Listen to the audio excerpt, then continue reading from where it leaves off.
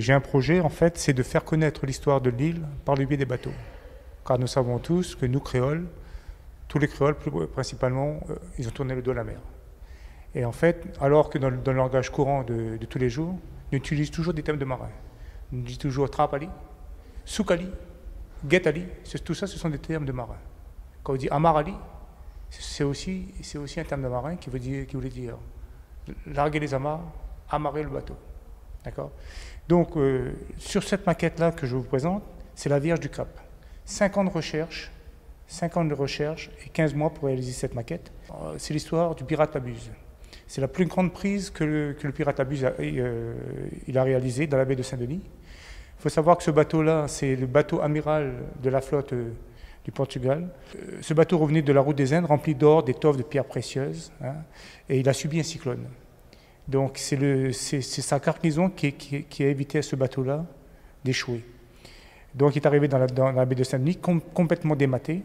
Le vice-roi du Portugal était hébergé chez le gouverneur, et ça faisait à peu près 2 semaines que le bateau, tous les marins étaient en train de s'affairer pour faire le bateau en état. Et le 20 avril 1721, à 2 h du matin, surgit l'Abuse avec un autre pirate qui s'appelait Taylor. Ils sont arrivés, ils ont arraisonné le bateau, ils sont partis avec. Le trésor capturé par ce bateau, par l'Abuse, est aujourd'hui est toujours à la recherche de tous les chercheurs de trésors. Le trésor aujourd'hui est estimé à plus de 4,5 milliards d'euros. Alors, il faut savoir que l'Abuse, son triangle, je dirais, c'était La Réunion, les Seychelles, Rodrigue, Mayotte et puis l'île Sainte-Marie. Il a échoué donc à Sainte-Marie, à l'île Sainte-Marie. Bien sûr, dans la cargaison, on suppose qu'il n'y a plus rien. L'année dernière, donc, sur ce bateau-là, en vue aérienne, ils ont vu une épave engloutie. Tout le monde pensait, les grands chercheurs d'or, ils ont mis des moyens, des Danois, des Américains, des Suisses sont venus, ils ont plongé, ils ont remonté la vaisselle, ce n'était pas la Vierge du Cap, ils ont arrêté instantanément les recherches. Donc pour l'instant, on n'a encore absolument rien trouvé, mais c'est un peu le rêve de tout chercheur d'or, c'est de retrouver ce trésor-là. Donc c'est pour ça que notre île, c'est une île au trésor. Souvent le dimanche, dans certains coins de l'île, parmi nous, il y a toujours un paquet de chercheurs de trésors avec un petit sac à dos, une petite boussole. Ils essaient d'essayer de comprendre un peu les signes que nos amis pirates ils ont laissés de part et d'autre pour essayer de trouver un peu un sens à leur recherche. La maquette même, elle est partie, en fait c'est une ébauche. On est parti sur une gravure parce qu'on n'a pas trouvé les plans, on a trouvé sur une gravure. Et donc on a réalisé ça. Ensuite on a envoyé les photos de cette maquette-là à des historiens qui ont écrit l'histoire sur l'Abuse, pour voir par rapport à la peinture qu'on avait de ça. Et il nous a dit, bon, par rapport à l'esquisse et puis à la gravure qui existe sur ce bateau-là, c'est conforme.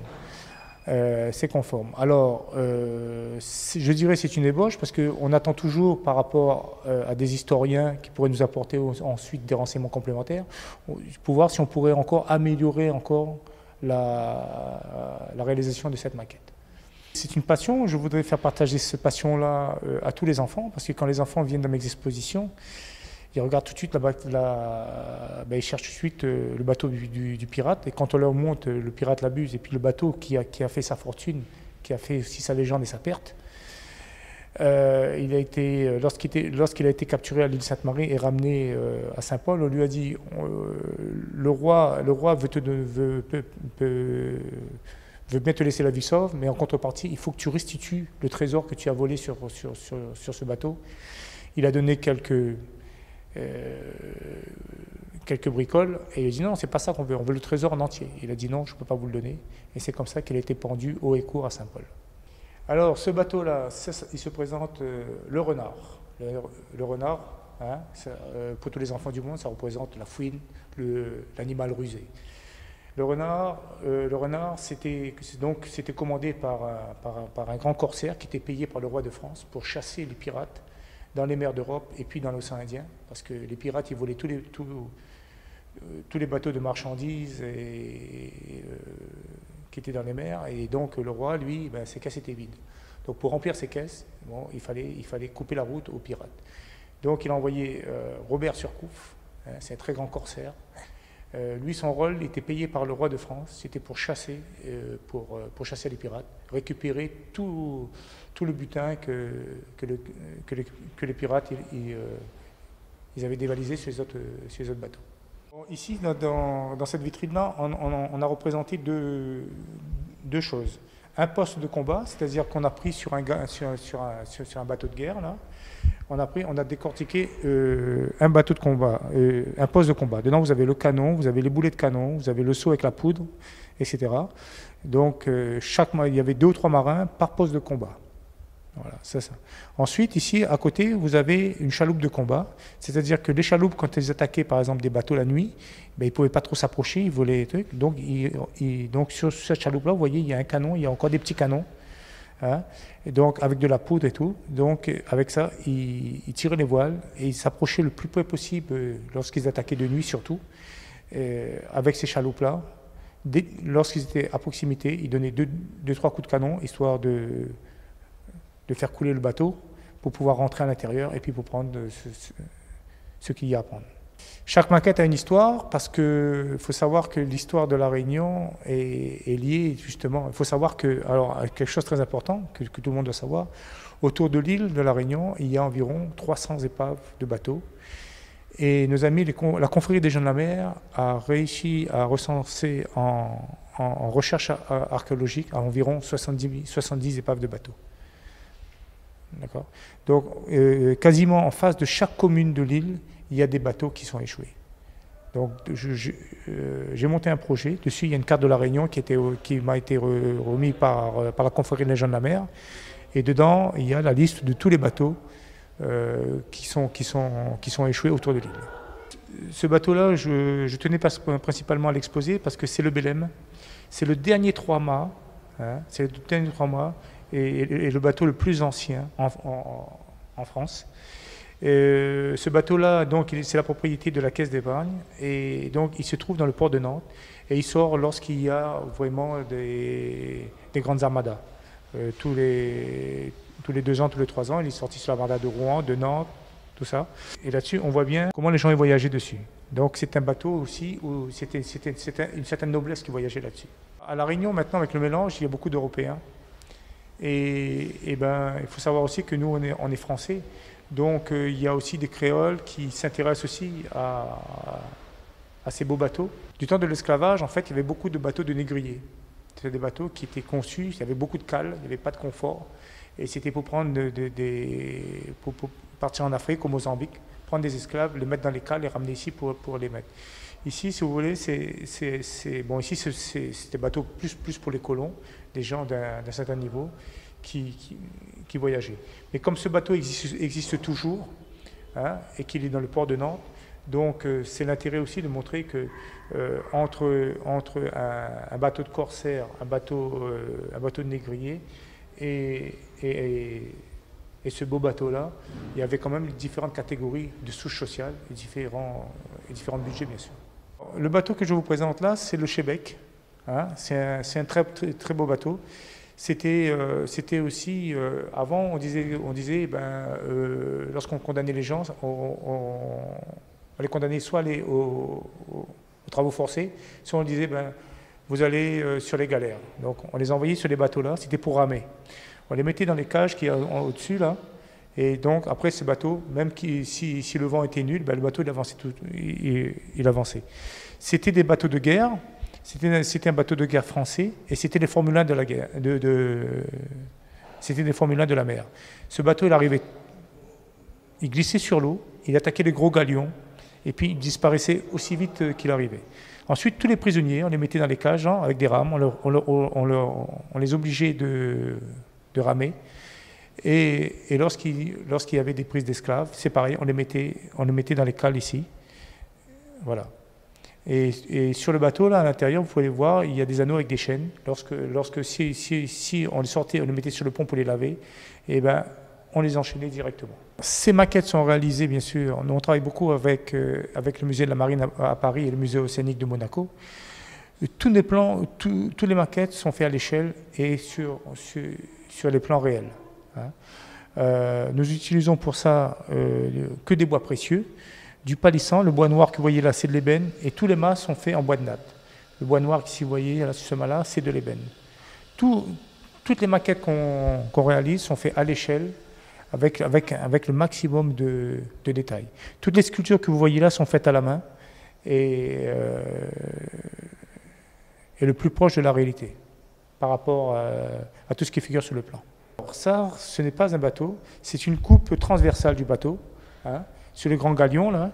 Donc celui-là, c'est le Victory, hein, c'est un grand bateau anglais. Et on a coupé le bateau comme ça, de manière transversale, pour bien montrer au public comment était agencé. Ici, vous avez les vivres, hein, vous avez les seaux, vous avez les canons ici, le poste de combat, et ensuite, à côté des canons, vous avez des hamacs. Donc tous les marins dormaient dans des hamacs. Et ici, vous avez deux ponts avec des canons, hein, parce que c'était un grand bateau. Et tous les vivres étaient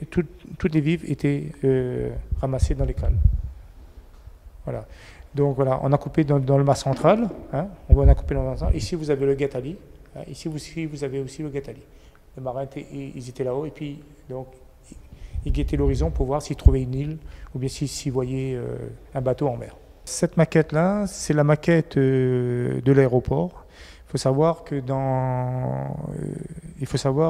sur tous les aéroports à proximité d'une côte, hein, la législation veut que cet aéroport doit avoir un bateau de sauvetage. Pourquoi? Parce que si un avion décolle et qui tombe en mer, il faut qu'il y ait des moyens tout de suite pour partir en mer, pour essayer de récupérer un maximum de passagers vivants.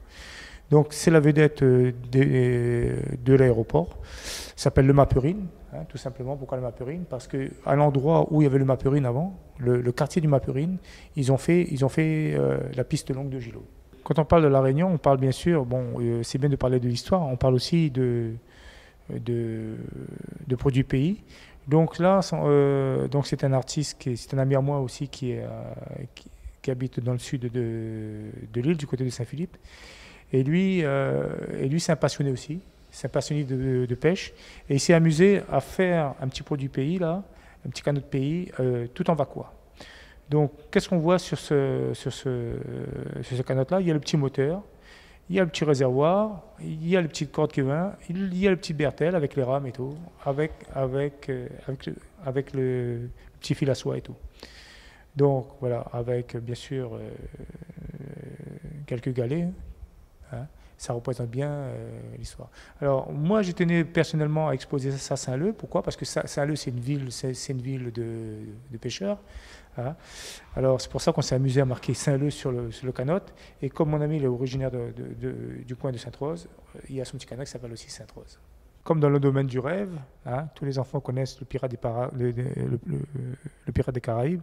On s'est amusé un jour à dire, à l'affiche des salles de cinéma, il y avait le pirate des Caraïbes, on s'est amusé à faire le Black Pearl, hein, avec Jacques Parrot.